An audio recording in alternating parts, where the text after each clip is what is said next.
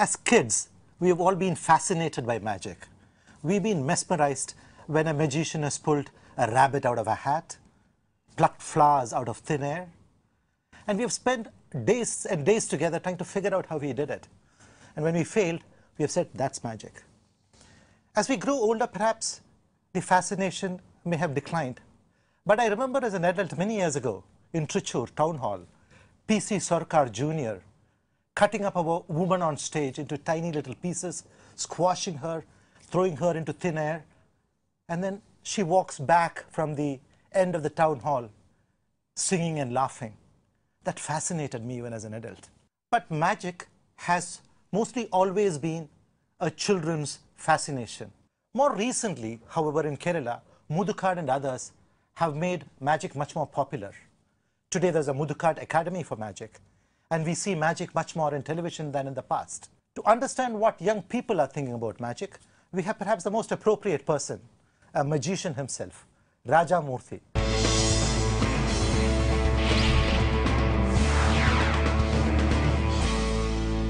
How did you first opt for magic? Well, it was, the story is almost the same for every professional magician. It was the first magic show that I happened to see when I was 7 or 8. That's what triggered the passion. Let's see what our young people have to say to magic. Our first young panelist today is Jemima John.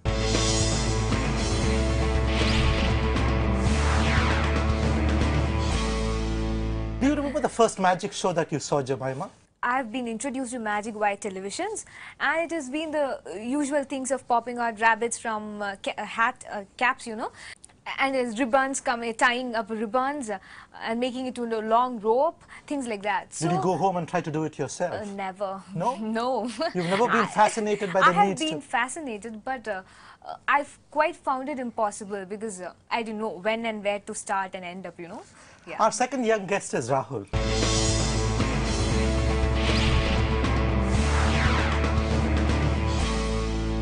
Rahul, do you think you would take to magic as a career, like Raja Moorthy has done? Yeah, very much. Because if Mudukad sir can, if Samraj sir can, why can't we? Why can't What about other young people? You think other young people like you would take to magic as a career, a full-time professional career? Situation wasn't that favorable. So, but now things are changing, and our entire attitude towards magic and other art forms are changing. So maybe the next generation will seriously seriously consider taking magic as a profession. Our third young guest is Serena.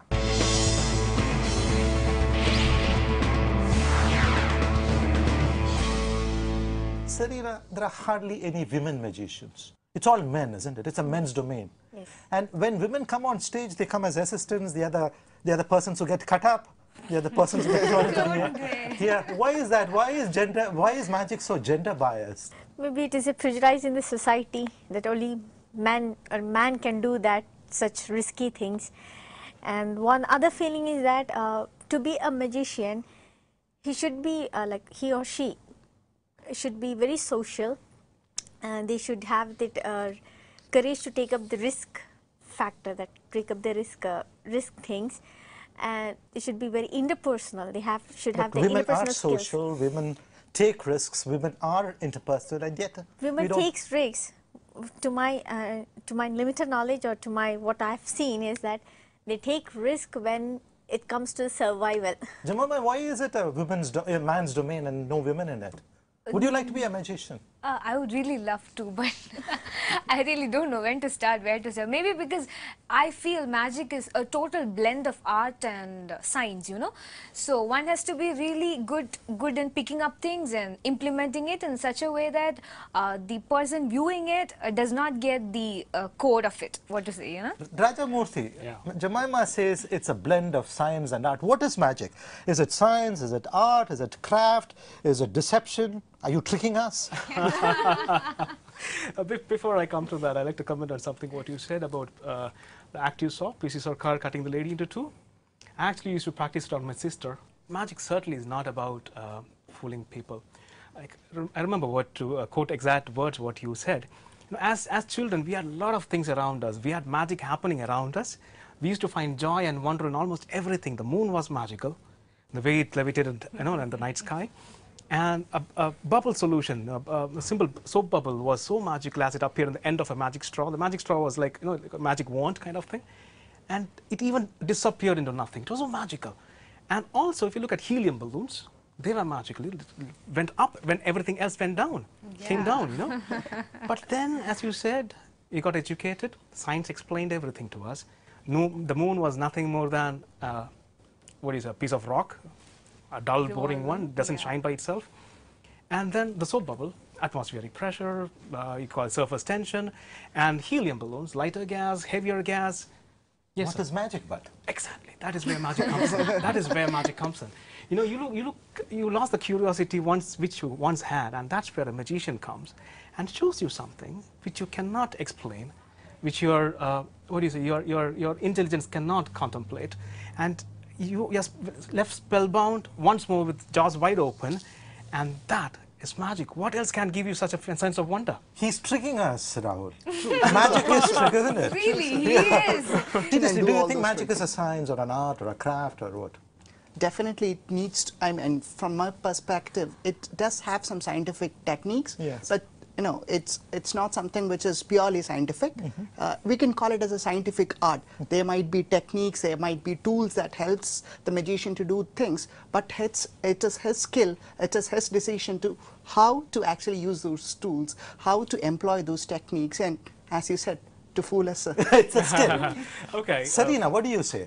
Magic is an art form of science. Oh, perfect, perfect. Like the techniques are not all, but almost all techniques are science based, and at the same time it creates that entertainment, brings out the excitement in each of everyone who sees magic or who feels it. It's entertainment, isn't it? Absolutely. After all. At the end of the day, it is. It's entertainment, but why is it not entertaining as films, as the serials we watch on TV every day? It's not entertaining, for example, as a reality show.